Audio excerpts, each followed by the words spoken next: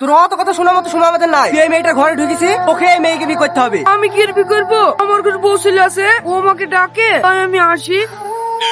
আমার নিজের বাচ্চা এত বড় মিথ্যে কথা বলে তোর একটু গায়ে বাচ্চা না।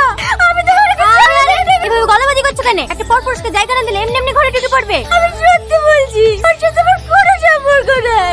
অত নাটক করো না তো। কিছু কিছু বাকি থাকলে বলো, আমি টাকা মিটিয়ে দিছি। সবের মধ্যে আমাকে আর টাইনো না। এখন তো দেখছি সব তো সেই মেয়েরই। এত খারাপ মেয়ে আমাদের সমাজে রাখা যাবে না। আমি আজ দোষ না করি, আমার চোখে দোষী। দাঁড়া মা দাঁড়া, চমা আজ থেকে তুই আমার বাড়িতে থাকবি। কিন্তু চাচা, কোনো কিন্তু না, তোকে যা খুশি তাই বলুক, তাতে আমার কিচ্ছু যায় আসে না। চ এলাও ধরো, এতে পুরো 10,000 আছে। 10,000? 10,000ই তো কথা হয়েছিল। দাও দাও, 800 টাকা ধরে দাও। না না, আমি আর টাকা দিতে পারবো না। তাই বললে হ্যাঁ, এত বড় কথা গোপন করে রেখেছি, খুব খুশকি বেরিয়ে গেলে কি হবে? ঠিক আছে ঠিক আছে, তুমি এখানে দাঁড়াও, আমি লেসে দিছি।